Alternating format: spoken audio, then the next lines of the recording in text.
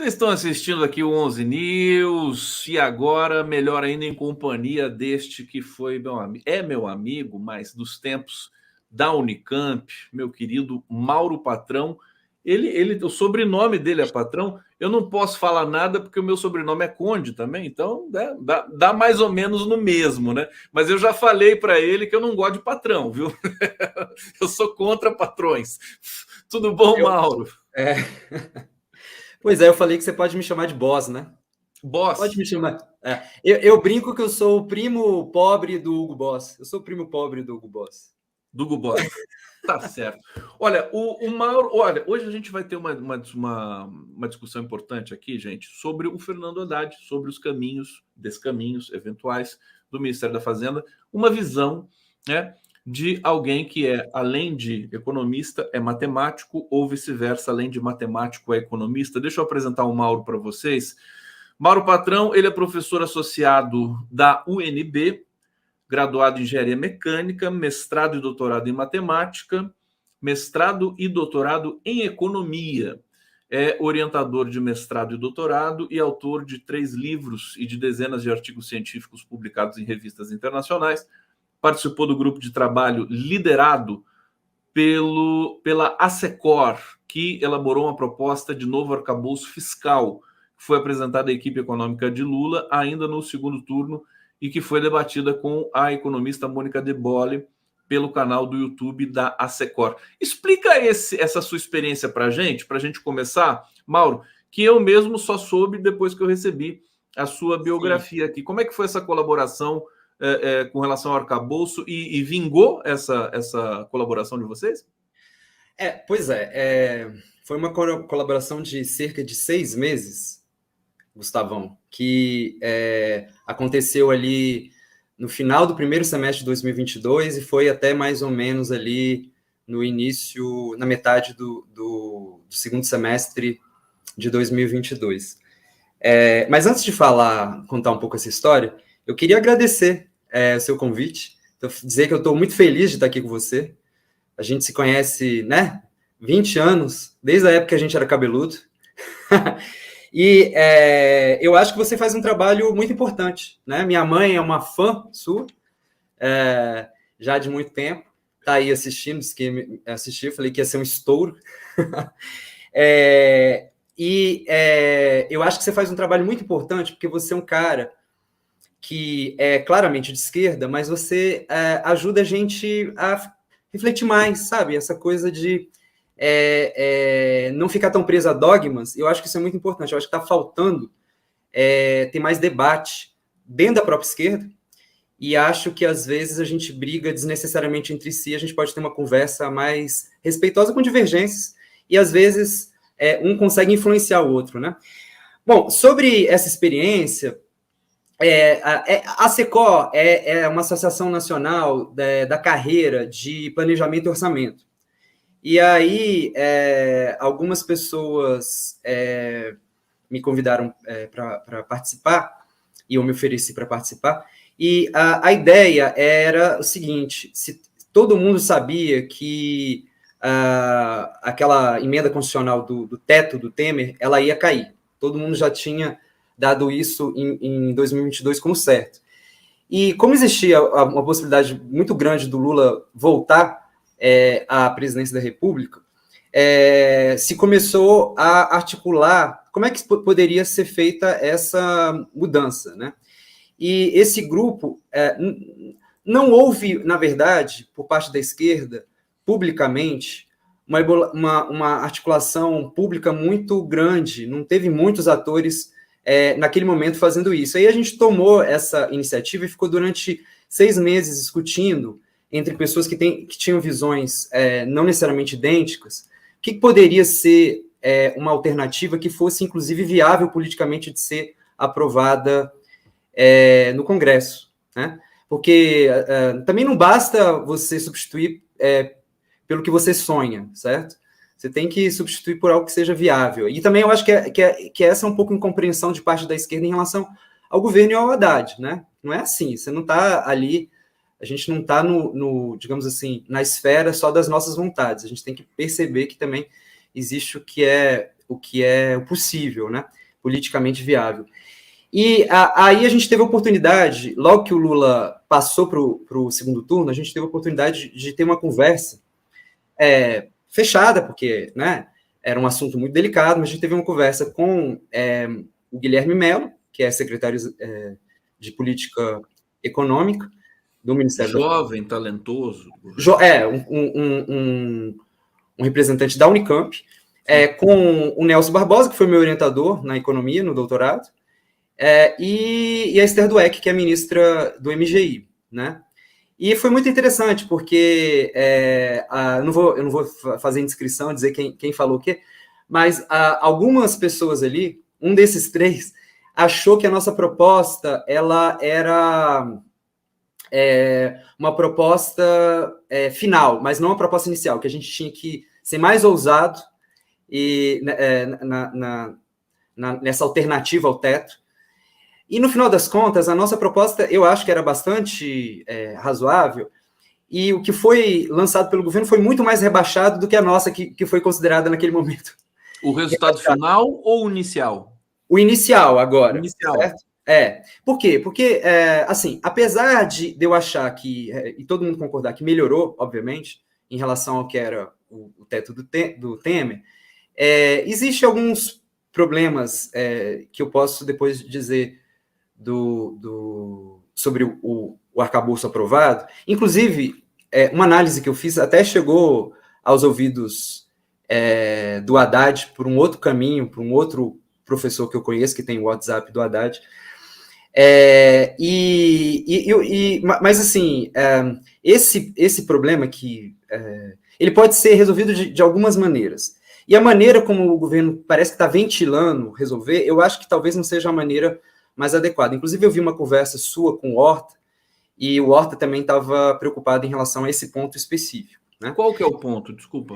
O ponto tem a ver com os mínimos constitucionais, Sim, chamados de pisos, da saúde e da educação.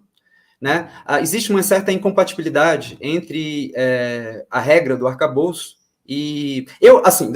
antes de falar, eu defendo ter um arcabouço, eu defendo ter uma regra de teto.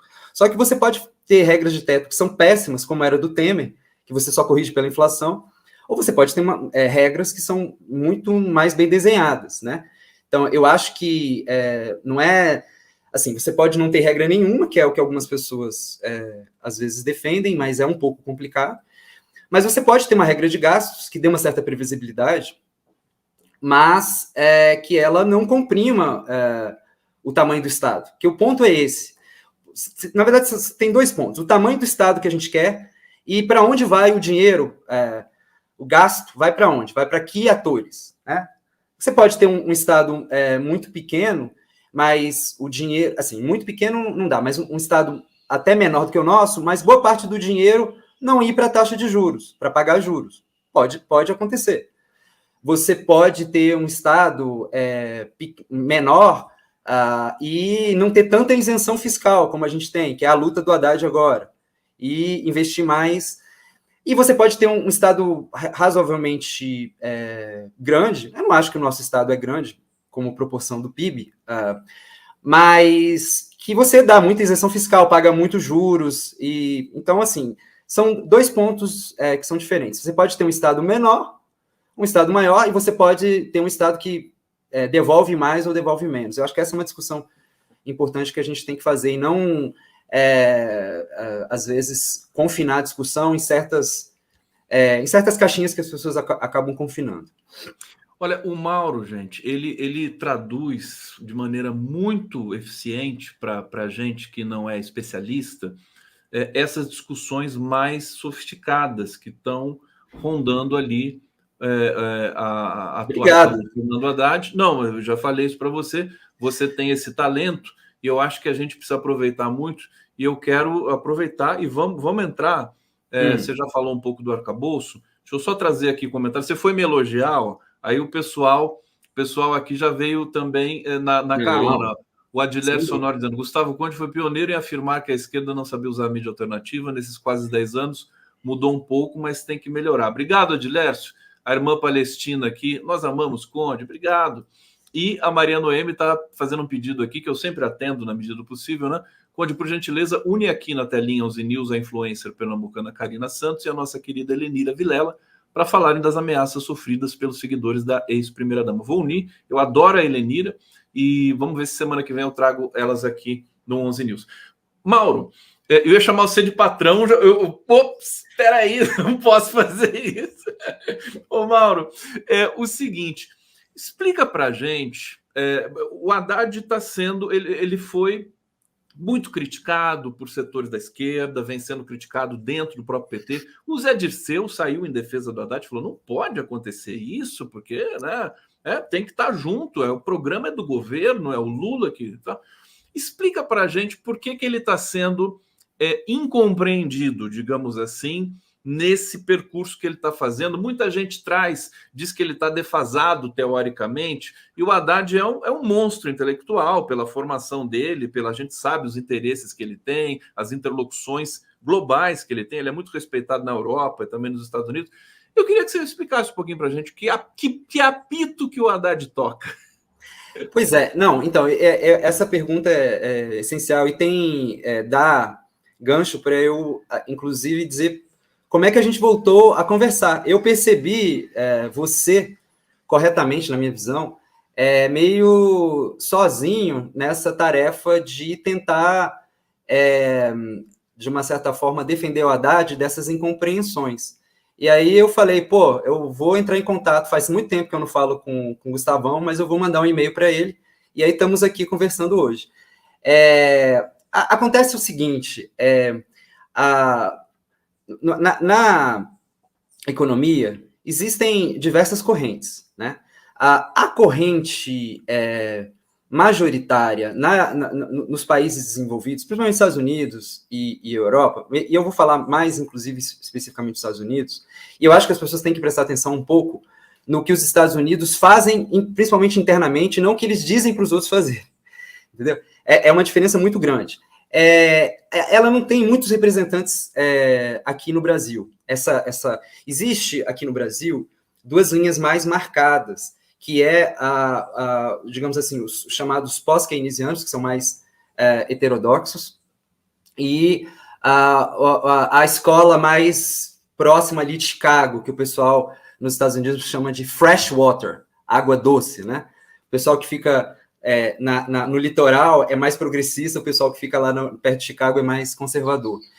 E esses dois não são, digamos assim, o mainstream, a corrente principal, né, o majoritário nos Estados Unidos. O que é majoritário, o que está no debate, essa do litoral, da água salgada, tá certo? Salt water. E eu diria que o meu orientador de doutorado, o Nelson, ele é heterodoxo, mas ele dialoga mais.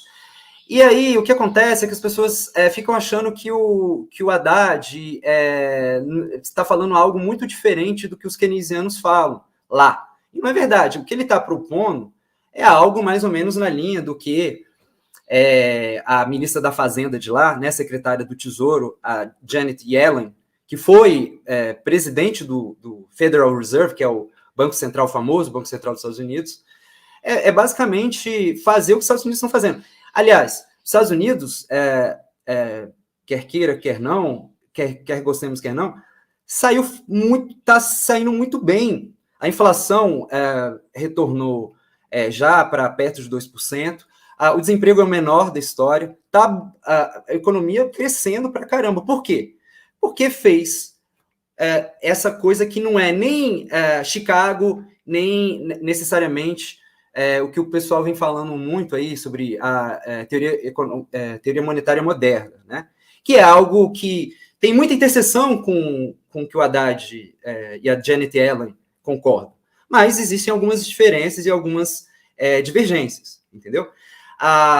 O que acontece é que, por exemplo, aqui no Brasil, a MMT ficou famosa, você mesmo me falou, por causa do André Lara Rezende. Mas o André Lara Rezende, ele é uma figura um pouco curiosa, né? Ele é super famoso e, enfim, é um cara muito articulado, mas ele é meio caótico, ele já foi de posições muito diferentes. Um pouco antes, ali em 2016, ali quando o Temer deu o golpe, começo de 17, o André Lara Rezende estava apoiando o oposto da teoria monetária moderna. Ele estava próximo de um economista lá nos Estados Unidos, que também não é do mainstream, ninguém ouve, chamado Cochrane, e que é totalmente oposto. Aí depois ele foi...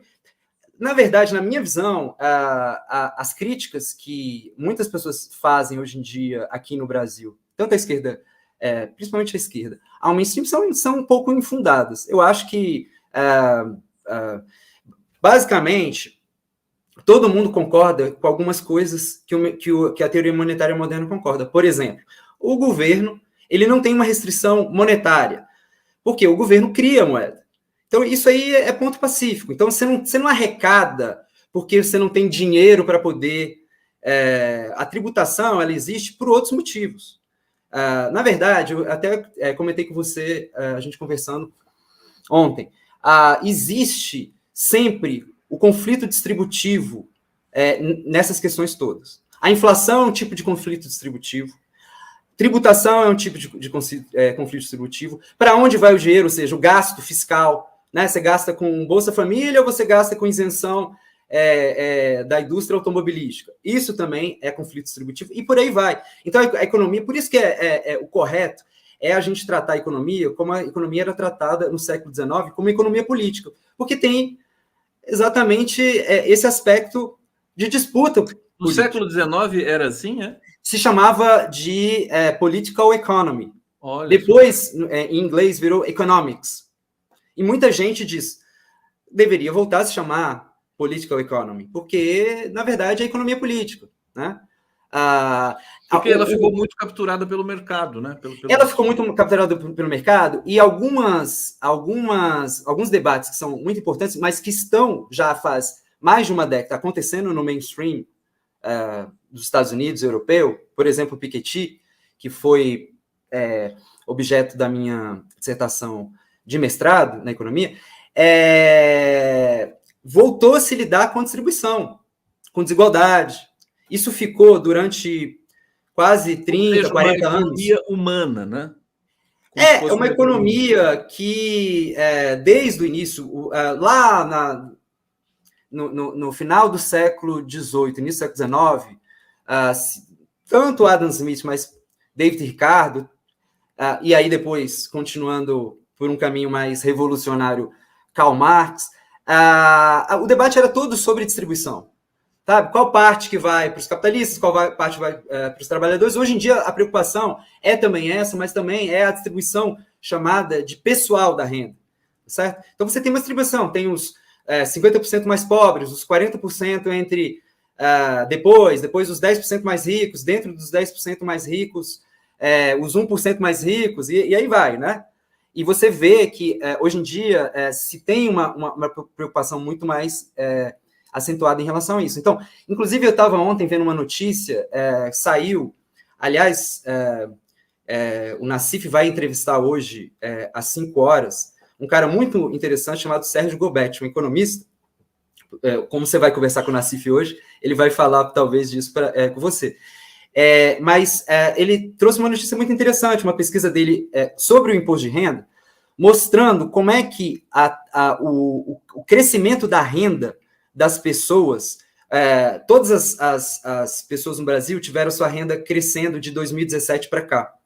Só que quem está mais abaixo, né, na escala, cresceu muito menos. Tem até aqui os dados para falar para você rapidamente. Acho que o IBGE soltou esses dados ontem, né? Não é dado do IBGE, foi uma pesquisa baseada na Receita Federal, não é dado da PNAD, é dado da Receita, feito por esse pesquisador, e o Nassif, inclusive, vai conversar hoje com o Gobetti sobre isso, sobre essa pesquisa que ele fez. Então, os 95% de baixo, os 95% de baixo tiveram um crescimento de 33% da renda, nesses últimos 6, 7 anos. Eu não me lembro exatamente qual é. Os 5% tiveram um crescimento de 51%. Se você olhar dentro dos 5%, o 1% mais rico teve crescimento de 67%. E o 0,1 de 87. Quanto mais você vai para a pirâmide, mais cresceu a... Deixa eu só fazer uma clivagem aqui, para gente, inclusive, trazer comentários e eu fazer comentários aqui.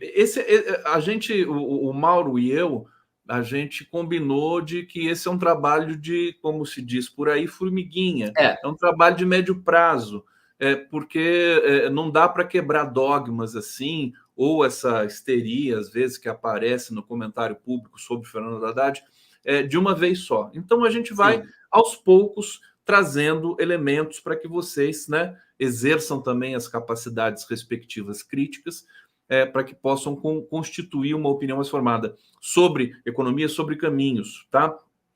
Eu queria, Mauro, que você explicasse para a gente, acho que pegar um ponto específico da política econômica do Haddad, que você já me explicou em off. Quer dizer, por exemplo, o déficit zero, né? Ao mesmo tempo em que ele é totalmente secundário, ele é importante por razões que são diferentes daquelas que os críticos estão falando. Eu queria que você explicasse isso para o público aqui entender o que está em jogo, né? Com a política que o Haddad / Lula está implementando, com relação àquilo que a pressão eleitoral de 2024 e do próprio Congresso querendo orçamento secreto, querendo mais receita, tem a ver. Então, vamos por aí. Não, é muito importante. Aliás, é a razão do nosso encontro, né? Tentar destrinchar um pouco isso, né? O que o Haddad está sendo incompreendido. Vamos lá. Por um lado, deixa eu só tomar uma aguinha aqui rapidinho. Essa água é boa, hein? Essa água aí...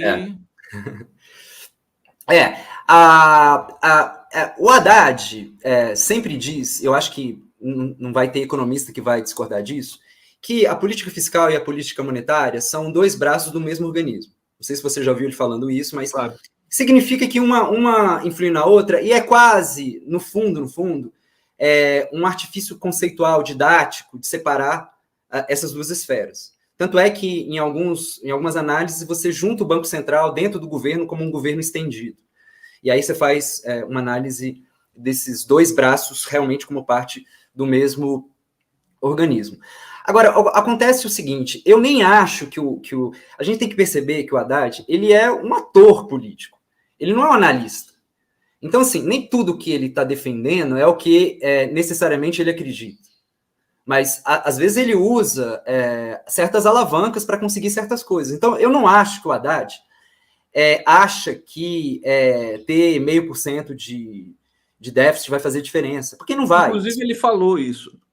A questão é outra. A questão é que ele não pode ter um discurso de que o déficit não importa e, ao mesmo tempo, querer tributar ou acabar com o chamado gasto tributário, que ele acha injustificado. Ou tributar os mais ricos. Como é que ele vai dizer? Olha, a gente pode fazer o déficit que a gente quiser, então não precisa nem tributar ninguém. Vamos acabar com esse negócio de imposto. Pô, imposto é chato pra caramba. O problema é que a tributação existe por uma razão. Não é a razão, e aí eu acho muito interessante, talvez até no futuro, programas como o seu e outros fomentarem o debate entre pessoas que têm posições diferentes. Trazer alguém da MMT, alguém com uma posição mais parecida com a do Haddad, como eu, enfim, para a gente ver exatamente qual é a incompreensão e a dificuldade. Mas o ponto é o seguinte, a tributação é feita para regular, assim como o gasto fiscal regula a demanda agregada. Então, quando você está numa situação de depressão, como na pandemia, você vai gastar? Você vai gastar dinheiro, por exemplo, com programa de assistência e outras coisas? Ou você está querendo sair daquela depressão de 2008, 2010, manda pau na máquina, aumenta o PAC. Quando você aumenta a tributação, o que você está fazendo? Você está diminuindo a demanda agregada. E se você aumenta a tributação de setores mais privilegiados, você impede que esses setores pressionem a inflação. A inflação que vai acabar atingindo setores que não têm nada a ver com isso, entende? Então, regular o gasto e a receita é regular a demanda agregada. Isso não é essa coisa que tem que entrar um dinheirinho para eu poder gastar. Não é isso, porque o governo gera. Mas existe um certo... Então, assim, o Haddad precisa fazer agora a parte da reforma, que é, por um lado, mais fácil, porque ela pode ser infraconstitucional, mas, por outro lado, é mais difícil, porque vai atingir a renda. Né? O Brasil, a gente tributa pouco a renda. A nossa tributação é muito no consumo.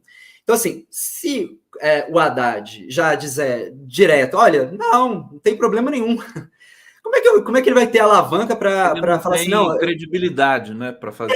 Não só a credibilidade, mas justificativa, porque ele pode... É assim como eu vejo a estratégia do Haddad. Ele está usando esse discurso a favor das teses da esquerda. Você quer ser irresponsável fiscalmente? Então vai ser o Congresso. O Congresso não quer ser irresponsável fiscalmente? Vamos tributar melhor para ter... Ele não está propondo diminuir... aliás, incorretamente, ele já propôs antes, porque tem esses probleminhas que numa próxima vez a gente pode avaliar por que o arcabouço vai ter que ser, inevitavelmente, vai ter que ser ajustado. Vai ter que ser ajustado. Mas isso foi antes, não tem nada a ver com déficit zero. O arcabouço, ele precisa de ajustes. Tem a ver com gasto. Mas agora não está se falando de gasto, porque o teto já está lá. Agora, e o Haddad não está propondo diminuir o gasto em relação ao arcabouço. O que o Haddad está querendo é aumentar a receita. Como é que ele vai poder aumentar a receita sem ter essa alavanca? Dizendo, não tem problema. Então ficamos com déficit. Que é o que foi feito aí todos esses governos, inclusive em boa parte do Bolsonaro. Por isso que o Mauro está lembrando aqui dessa... que eu desconhecia, né? A economia do século XIX era política econômica, era uma coisa mais... que eu acho que é esse o caminho que a gente tem, que é o desafio que a gente tem que fazer depois também de tanta desorganização na nossa economia. Olha, gente, nosso tempo acabou, Mauro, foi assim, voou o tempo aqui, mas isso aqui é só o primeiro encontro que a gente vai fazer e vai trazer outros analistas, atores também de outras escolas econômicas, para a gente travar esse debate aqui de alto nível e não ficar nessa lacração, o Haddad é o neoliberal, aquela coisa. Quer dizer, o cara que tem a história do Haddad, né, das administrações que ele fez no Ministério da Educação, na Prefeitura de São Paulo, não pode estar totalmente equivocado. É uma coisa que eu penso assim, particularmente, como um ponto de partida. Então, a gente vai... Logo você volta aqui, a gente vai continuar esse papo, meu querido Mauro, patrão. Parabéns aí pelo teu trabalho. Você é professor de matemática, né? Eu sou professor do departamento de matemática. Mas eu dialogo muito com o pessoal do departamento de economia. Mas, além disso, eu também sou filiado ao PT, né? Então, assim, eu não acho que tem problema nenhum militante, individualmente, criticar a política do Haddad. Só que eu acho que aí eu concordo com o Zé Disseu, é um peso muito grande o partido tomar uma decisão. Quer dizer, você ter uma discussão interna é diferente de você fazer uma resolução e soltar uma resolução que eu acho que Aquela isso velha história, né? Roupa suja se lava em casa. Eu acho que assim, como indivíduo, todo mundo pode criticar, né? Posso vir aqui na live, agora, como partido, é um pouco mais... Eu acho que tem que tomar mais cuidado. Quero agradecer a presença... Mas obrigado, viu, Conde, pela oportunidade. Não me agradeça ainda, querido, porque a gente só está no começo do nosso debate aqui. Agradecer vocês que nos acompanharam, contribuíram com tantos comentários bacanas aqui. Continuem na nossa programação. Obrigado, Mauro. Um excelente final de semana aí para você que está chegando no nosso final de semana. E logo estaremos juntos mais uma vez. Obrigado a todos. Encerrando mais um 11 News. Valeu, gente.